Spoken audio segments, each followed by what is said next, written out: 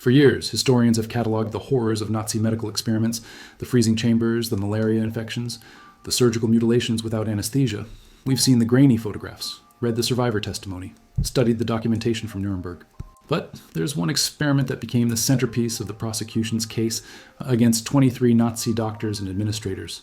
The evidence so damning that 7 men, including Hitler's personal physician, would hang for it. The Dachau low-pressure chamber experiments. And in the next 60 seconds, you'll see exactly why this particular horror became the smoking gun that sent them to the gallows. March 1942. A small team of Luftwaffe physicians arrives at Dachau concentration camp carrying requisition orders signed by Heinrich Himmler himself. Their equipment, a mobile decompression chamber. Their mission, to solve a problem killing German pilots at an alarming rate. What happens to the human body at extreme altitude when oxygen vanishes and atmospheric pressure plummets. The experiments began simply enough. Prisoners were placed inside the chamber.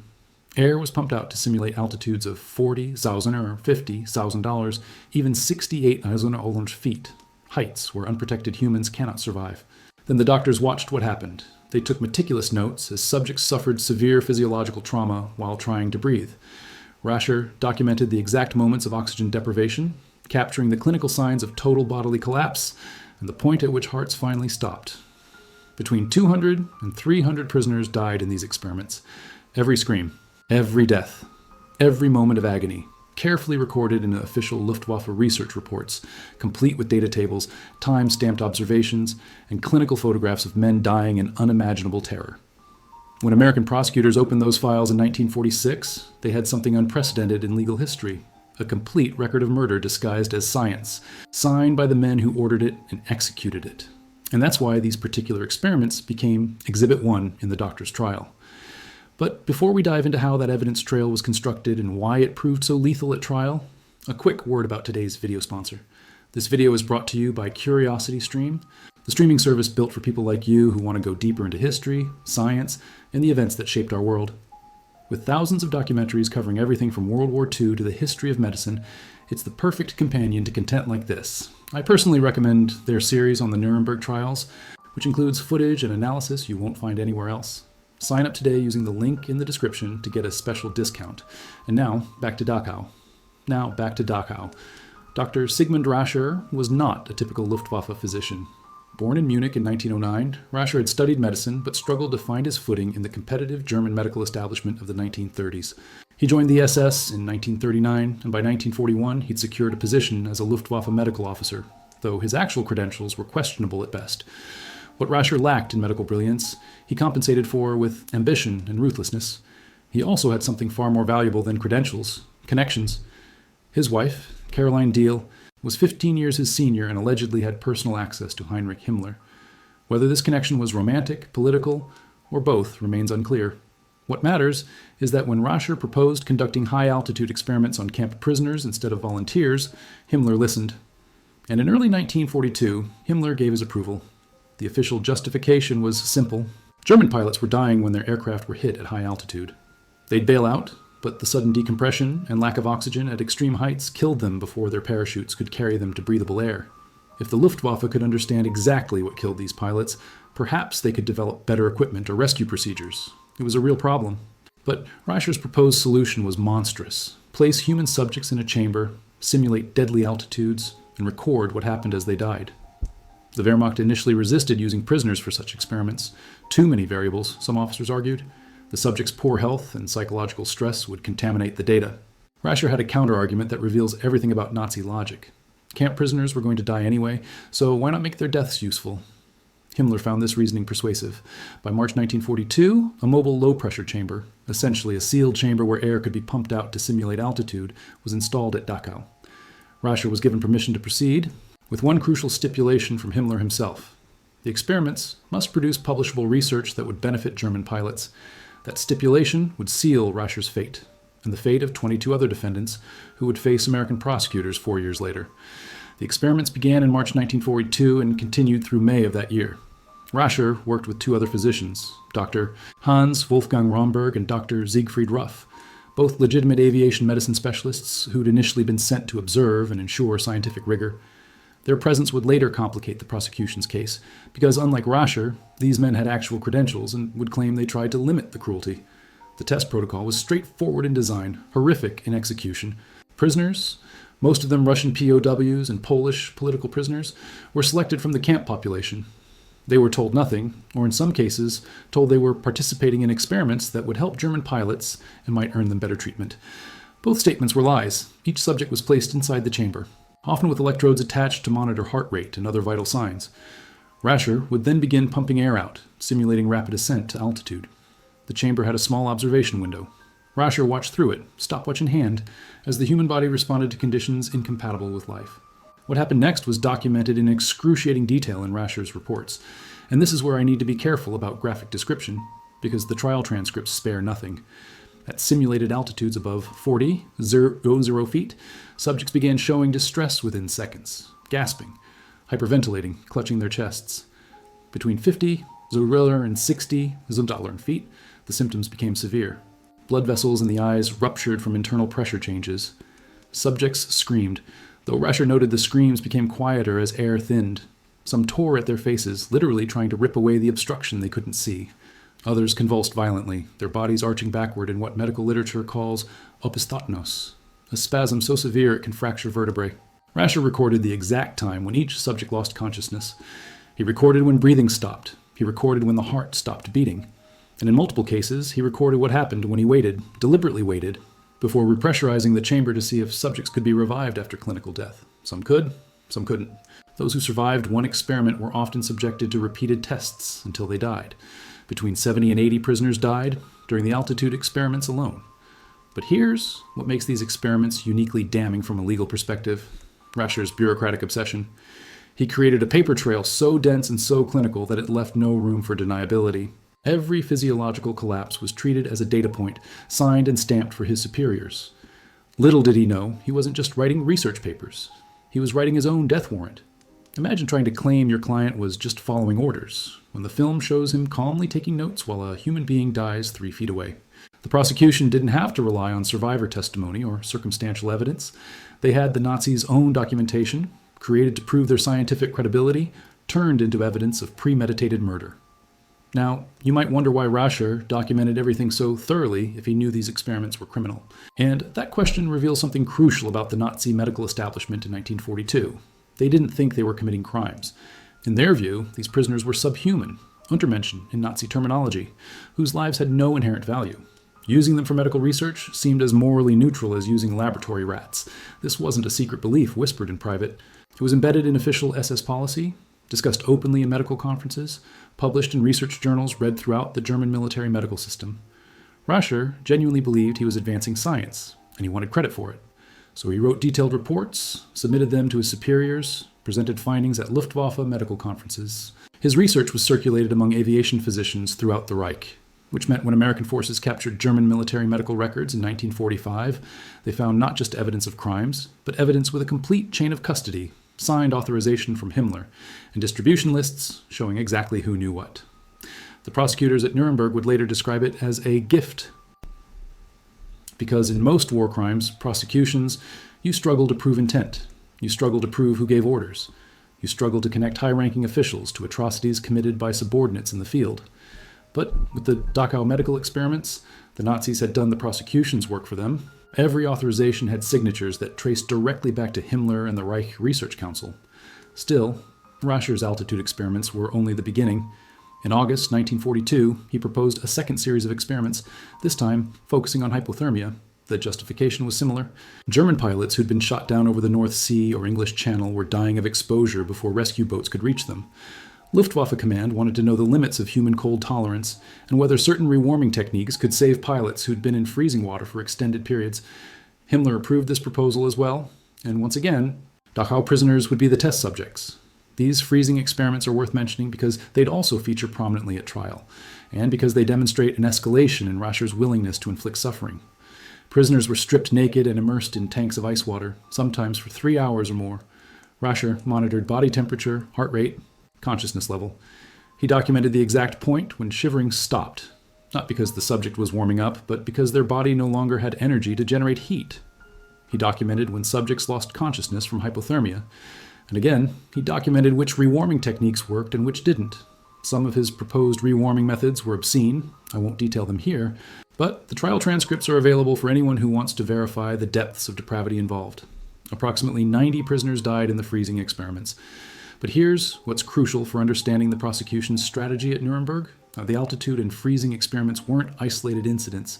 They were part of a coordinated program. 23 defendants would eventually stand trial. Not just the doctors who directly conducted experiments, but administrators who approved them, officials who authorized prisoner transfers, bureaucrats who processed the paperwork. The prosecution's goal was to prove that Nazi medical crimes weren't the work of a few sadistic individuals, but rather a systematic program that implicated the entire SS medical hierarchy and significant portions of the Wehrmacht medical service. And the Dachau experiments, with their meticulous documentation, became the cornerstone of that case. The war ended in May 1945. American forces advancing through Bavaria liberated Dachau on April 29th, finding 32,000 survivors in conditions that defy description. But they also found something else, filing cabinets full of medical records. And among those records were Rascher's reports. The Allies had known generally about Nazi medical experiments. Rumors had circulated throughout the war, and some survivor testimony had reached intelligence services. But now they had documentation. Official Luftwaffe research reports typed on proper letterhead, signed by SS physicians, detailing experiments that any competent doctor would immediately recognize as torture. The question facing Allied prosecutors in late 1945 was how to proceed. The major Nuremberg trial, officially the International Military Tribunal, was already being organized to prosecute the top Nazi leadership for crimes against peace, war crimes, and crimes against humanity. Hermann Göring, Rudolf Hess, Albert Speer, and 18 others would face justice in that proceeding. But the medical experiments presented a unique challenge. They weren't battlefield atrocities committed in the chaos of combat. They weren't even genocide in the conventional sense, though many victims were selected precisely because they were Jewish, Russian, or Polish. These were crimes committed by physicians, men who'd taken the Hippocratic Oath, who belonged to professional medical societies, who published in scientific journals. Their crimes perverted the entire concept of medical ethics, and American authorities decided these crimes deserved their own trial. What followed would become known as the Doctors' Trial, or more formally, United States of America versus Karl Brandt et al. It was the first of 12 subsequent Nuremberg trials conducted by American prosecutors after the main International Military Tribunal concluded. 23 defendants were indicted in October 1946. The lead defendant was Dr. Karl Brandt, Hitler's personal physician and Reich Commissioner for Health and Sanitation, a position that gave him authority over all medical research in Nazi Germany, including experiments on concentration camp prisoners. If the prosecutors could prove Brandt knew about and authorized the Dachau experiments, they could hold the entire Nazi medical establishment accountable. But Brandt was no fool. He immediately understood that his survival depended on creating distance between himself and what had happened at Dachau. His defense strategy would be simple. Yes, experiments occurred, but they were scientifically justified, wartime research conducted by individual physicians who may have occasionally exceeded proper bounds. He would claim ignorance of the worst abuses. He would argue that some degree of human experimentation was necessary and accepted in all nations during wartime. He would point to American and British medical research that also used prisoners or institutionalized people as test subjects. And he would insist that everything done had proper authorization through legitimate military channels, meaning he was simply a bureaucrat processing paperwork, not a war criminal ordering murders. It was a sophisticated defense, and it might have worked if not for Rascher's meticulous documentation. The trial began December 9th, 1946, in Nuremberg's Palace of Justice, the same building where the major war criminals had faced judgment. Brigadier General Telford Taylor led the American prosecution team. Taylor was a Harvard-educated lawyer who'd served as assistant prosecutor in the main Nuremberg trial. He understood that proving medical war crimes required something beyond the standard prosecution playbook. He needed to educate the judges, 4 of them, all American, about medical ethics. He needed to establish that what happened at Dachau wasn't just cruel, but violated fundamental principles of medical research that existed long before the Nazis came to power. And he needed to prove that the defendants knew they were committing crimes, not conducting legitimate research. Taylor's opening statement set the stage. He described the experiments in clinical detail, then made an argument that would echo through medical ethics for decades. The voluntary consent of research subjects is absolutely essential. No wartime emergency, no matter how dire, justifies experimenting on prisoners who cannot refuse. No potential scientific benefit, no matter how valuable, excuses torture disguised as research. The moment you treat human beings as mere data sources, you've crossed a line that no physician can cross and remain a physician. This was a radical argument in 1946. Human experimentation wasn't uncommon. Many nations, including the United States, had conducted research on prisoners, institutionalized people, and others with limited ability to refuse. But Taylor argued that Nazi crimes were categorically different, not just in degree, but in fundamental nature, because the Nazis didn't see their subjects as human beings who'd consented to some risk for the greater good. They saw them as raw material, and Rascher's reports proved it. The prosecution's case proceeded methodically through the winter of 1946-47. They called survivors who'd witnessed the experiments, though finding survivors of the altitude experiments proved difficult. Most subjects had died, and those who'd witnessed the experiments were often dead themselves or too traumatized to testify coherently. They called expert medical witnesses who explained why Rascher's research methods were scientifically worthless even if you ignored the ethical violations. One devastating line of testimony established that altitude chambers existed at legitimate research facilities throughout Germany, where Luftwaffe volunteers regularly participated in decompression tests. If Rascher wanted scientifically valid data, he could have used healthy, willing military volunteers. Instead, he used starving, terrified prisoners, guaranteeing his results would be contaminated by variables that made the research medically useless. The only reason to use prisoners instead of volunteers was that Rascher intended to push subjects past the point of survival. He wanted to know what happened when humans died from decompression, and you can't ethically kill volunteers to answer that question. But the prosecution's most powerful evidence wasn't testimony, it was documents. Starting in January 1947, prosecutors began introducing Rascher's actual reports into evidence. These weren't summaries or second-hand accounts, they were the original documents, typed on official letterhead, signed by Rascher, co-signed by his colleagues, report after report describing experiments in detached clinical language. Subject placed in chamber, altitude raised to 12 kilometers.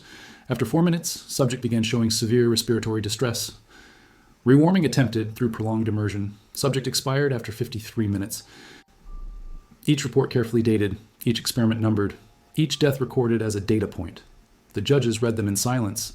Defense attorneys objected, argued the documents were taken out of context, claimed Rascher was a rogue operator whose crimes shouldn't be attributed to their clients. But then the prosecution introduced the authorization documents. Letters from Himmler approving the experiments, memos from the Reich Research Council allocating funding, distribution lists showing which Wehrmacht and SS officials received copies of Rascher's reports, and most damningly, requests from other concentration camps asking to replicate Rascher's work, with approvals granted by defendants sitting in the courtroom. This wasn't a rogue doctor. This was a system. The defense tried to fight back with their own expert witnesses, German physicians who argued that the research, while regrettable, had produced valuable data that saved German lives. But even these witnesses struggled under cross-examination, because when prosecutors asked whether they would have conducted such experiments themselves, even the most sympathetic defense witnesses admitted they would not. And when asked why not, they gave answers that destroyed the defense case. It would violate medical ethics. It would be inhumane. No true physician could do such things. Exactly. The trial dragged through the spring of 1947. The defense ultimately relied on the superior orders plea, but these arguments collapsed against the weight of the evidence, because prosecutors kept returning to one simple fact. Rascher's reports described conscious, deliberate torture of human beings who'd been given no choice and no information about what would happen to them. And the defendants had read those reports. They'd approved funding based on those reports. They'd authorized additional experiments based on those reports. They'd requested copies of those reports to inform their own research. You cannot read a description of a man screaming as his lungs collapse from decompression and claim you didn't know crimes were being committed.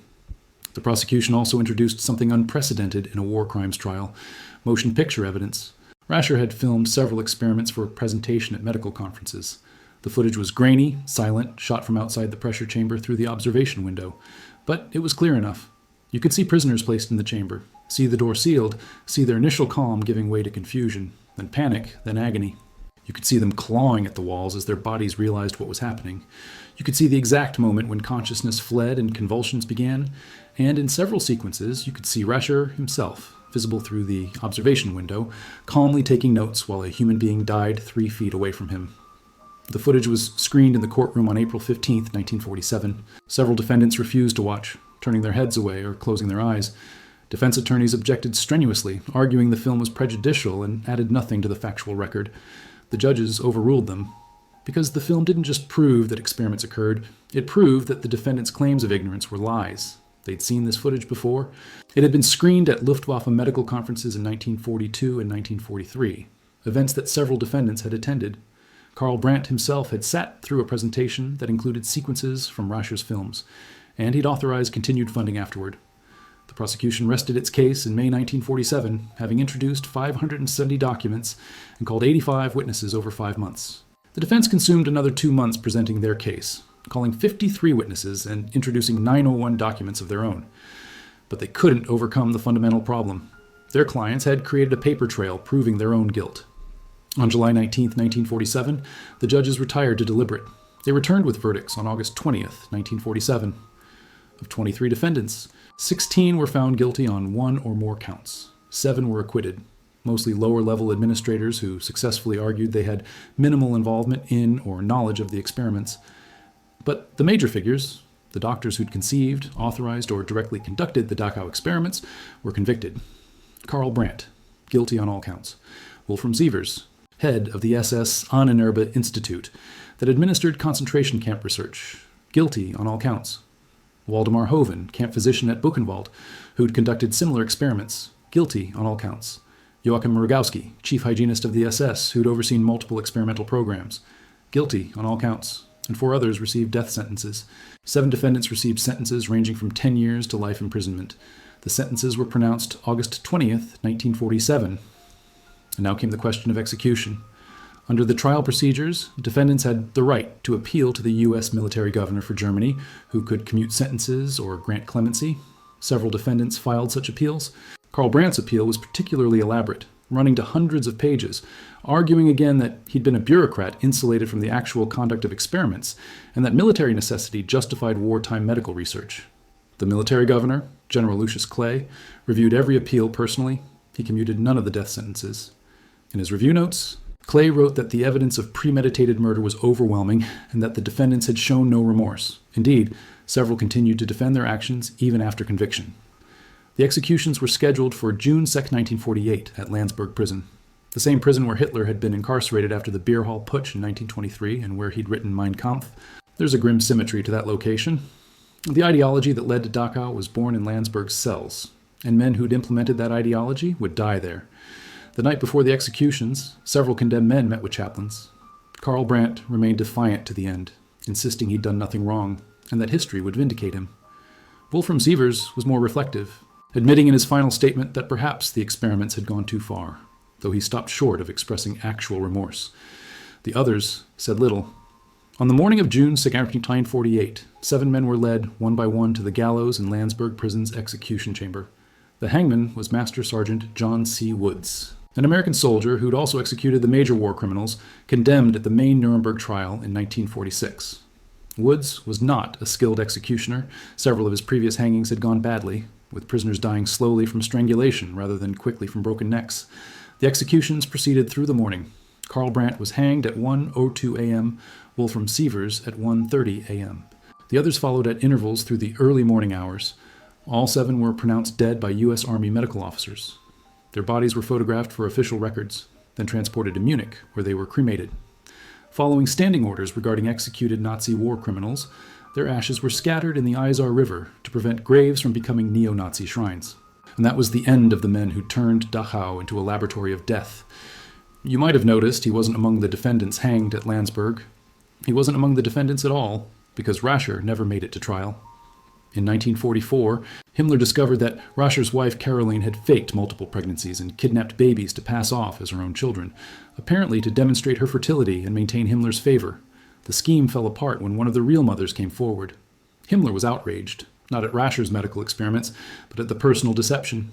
Rascher and his wife were both arrested by the SS in April 1944. Caroline was executed in early 1945.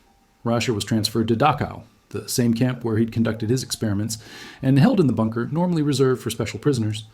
On April 26, 1945, 3 days before American forces liberated Dachau, SS guards executed Rascher along with several other prisoners.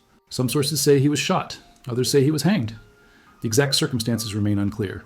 What's grimly ironic is that Rascher died in the same camp where he'd killed hundreds of prisoners. He died at the hands of the same system he'd served. And he died just days before liberation, meaning if the war had ended a week earlier, he would have faced justice at Nuremberg alongside the men whose work he'd pioneered. Instead, his death at SS hands allowed the other defendants to blame him for the worst excesses. Rascher was a madman, they argued. We didn't know how far he'd gone. If we'd known, we would have stopped him. It was a convenient narrative. The monster was dead, killed by his own organization, unable to defend himself or implicate others. And it allowed men like Karl Brandt to maintain until their final moments that they'd been administrators processing paperwork, not architects of atrocity. The judges didn't buy it, but Rascher's death did complicate the historical record, because we'll never know exactly what orders he received, what authorization he was given, or how explicitly his superiors knew what he was doing. We have the paper trail, the approvals, the funding authorizations, the distribution lists, but we don't have Rascher's testimony about verbal orders, unofficial encouragement, or the informal network that connected SS physicians across the concentration camp system that died with him in April 1945. The monster was dead, but the precedent he left behind changed the world. The doctor's trial established that just following orders or processing paperwork is no defense for atrocity. It gave us the Nuremberg Code, establishing that the voluntary consent of the human subject is absolutely essential. Today, every ethics review board and every informed consent form we sign is a distant echo of those judges who looked at the horrors of Dachau and decided, never again. If this investigation revealed a side of history you hadn't seen, let me know in the comments. Was it the meticulous documentation or the early releases that surprised you most? Don't forget to subscribe for more deep dives into the events that shaped our world. I'll see you in the next one.